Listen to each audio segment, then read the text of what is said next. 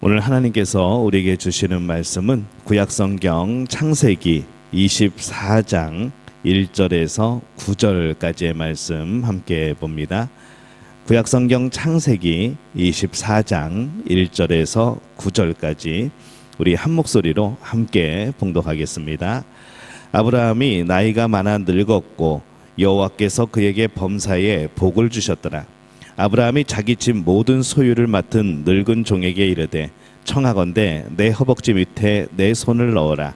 내가 너에게 하늘의 하나님 땅의 하나님이신 여호와를 가리켜 맹세하게 하노니 너는 내가 거주하는 이 지방 가나안 족속의 딸 중에서 내 아들을 위하여 아내를 택하지 말고 내 고향 내 족속에게로 가서 내 아들 이삭을 위하여 아내를 택하라.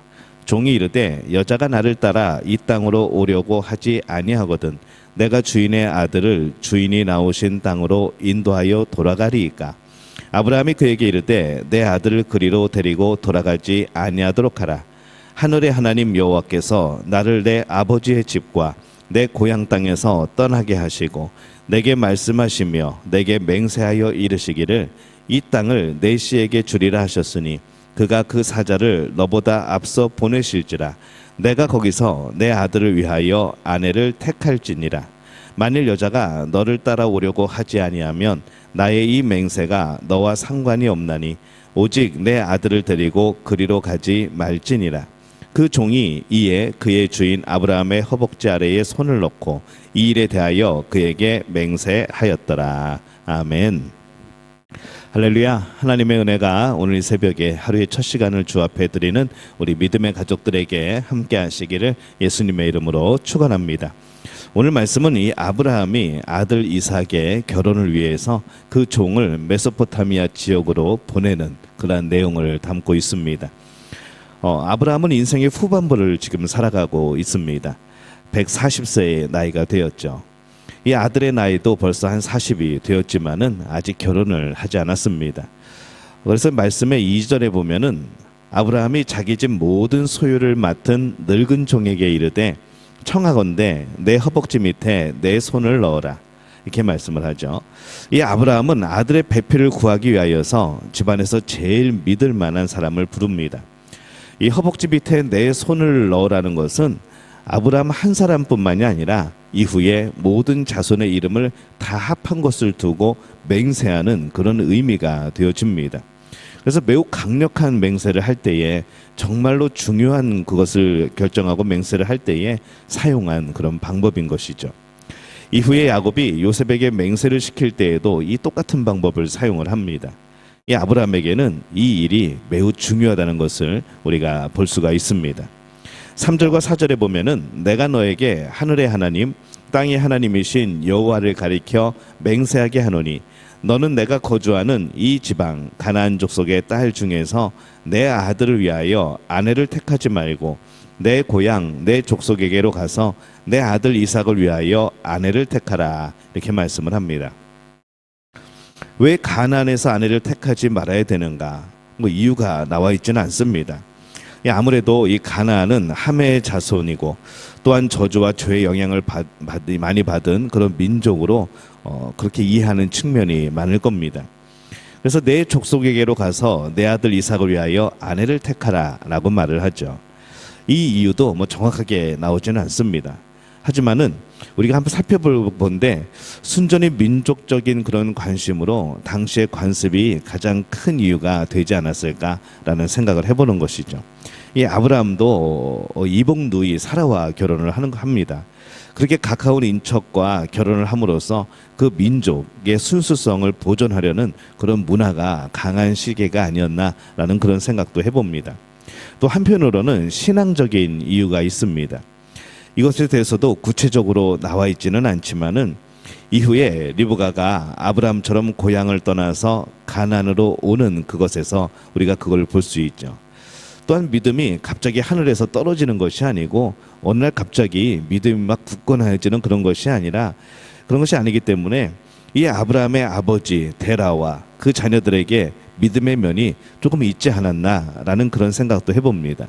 그래서 이 데라는 믿음의 계보의 한 부분을 이루고 있는 것이죠.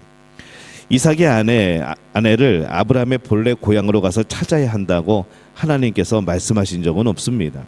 그러나 아브라함은 그렇게 해야 한다고 강하게 생각을 하고 있었죠. 그래서 이삭은 그 나이가 되도록 결혼하지 못한 상태로 있었던 것으로 보입니다. 이제 이삭의 배필을 찾아야 된다고 생각하고 하인을 이제 하란으로 보내게 되는 것이죠.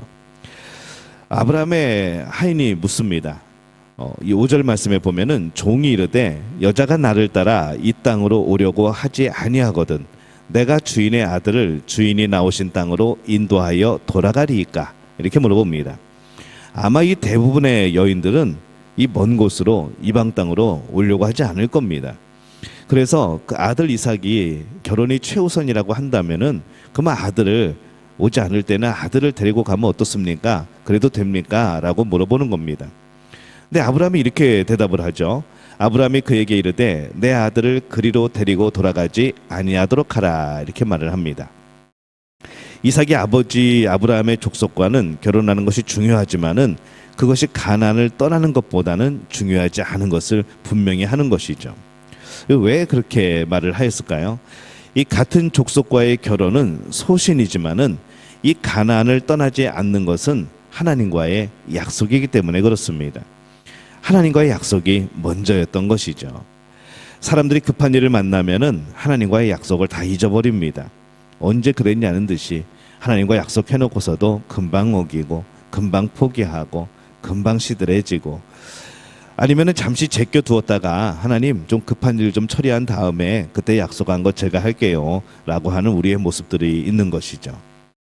그래서 급한 일이나 자신이 생각하는 중요한 일이 생기면은 우리는 믿음마저도 제껴두고 살아가는 그런 모습을 많이 보이게 됩니다. 그러나 아무리 중요한 일이 생겨도 믿음의 원칙을 먼저 지켜야 하는 것이 중요합니다. 이 믿음의 원칙에 벗어나는 것은 아무리 좋아 보여도 좋은 것이 아닌 것이죠. 우리가 이 믿음을 가진다는 것은 믿음을 가장 우리 삶의 우선순위에 두는 겁니다. 우리가 항상 이것을 기억해야 됩니다. 그렇지 않으면 믿음이 없는 것과 마찬가지인 것이죠. 그래서 이 중요한 순간에 우리의 믿음의 순위는 드러납니다.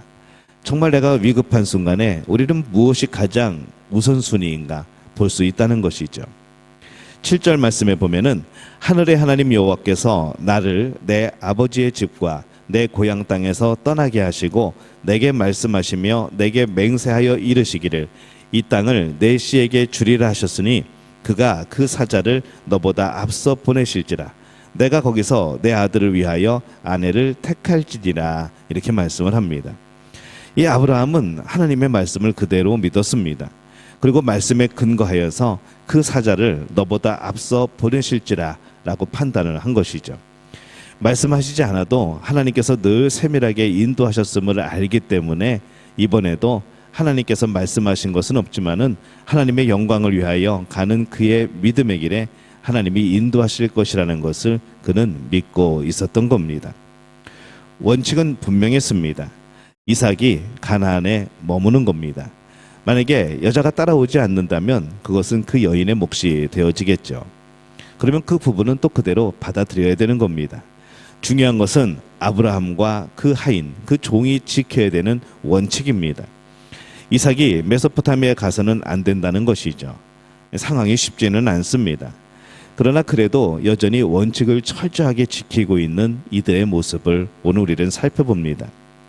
이 아브라함이 아들 이삭의 배필을 위해서 자신의 하인을 메소포타미아에 보내는 것을 보고 있습니다. 같은 족속의 사람을 구하기 위함이었고 그러나 같은 족속이라는 것보다 더 중요한 것은 신부가 가나안에 와야 되는 것이죠. 같은 족속이어야 한다는 것은 소신이고 가나안 땅에 들어와야 된다는 것은 믿음입니다. 믿음의 원칙이 가장 중요했던 것이죠. 이 믿음의 원칙이라는 근거 위에 한 걸음 더 나아가서 소신을 위해 하인을 자신의 고향으로 보냅니다. 무엇보다 믿음의 원칙이 분명하게 지켜져야 된다는 것이 중요한 것이죠. 우리도 많은 소신들이 있습니다. 이것은 이래야 된다, 이것은 저래야 된다. 우리의 경험들에서 나오는 많은 소신들이 있죠. 근데 그 어떤 소신도 이 믿음의 우위에 둘 수 없습니다. 믿음이 우선입니다. 하나님의 말씀이 우선입니다. 하나님께 순종함이 우선입니다. 그 다음에 소신이 필요한 것이죠. 그 소신도 그 하나님의 약속과 하나님의 뜻을 이뤄나가기 위하여서 그 소신이 필요한 겁니다. 우리는 이것을 거꾸로 생각하고 있지는 않은가 생각을 해보는 것이죠. 내 소신은 이런데 그것이 하나님과의 말씀과에 맞지 않을 때 하나님의 말씀은 제껴두고 내 소신, 내 고집대로 살아가는 것, 이것이 하나님 앞에서 얼마나 복되지 못한 일인가 우리는 생각해 보게 되어집니다. 우리는 무엇이 우선순위입니까? 우리의 소신입니까? 아니면 우리의 믿음, 하나님의 말씀입니까? 이 하나님의 말씀에 대한 믿음을 가지고 그것을 가장 우위에 두는 우리 믿음의 가족들이 되어지시기를 바랍니다. 그리고 그 하나님의 뜻을 이루기 위하여서 또 그 하나님의 뜻에 순종하기 위하여서 우리의 소신을 가지게 되어지는 그런 복된 분들이 되어지시기를 예수님의 이름으로 축원합니다.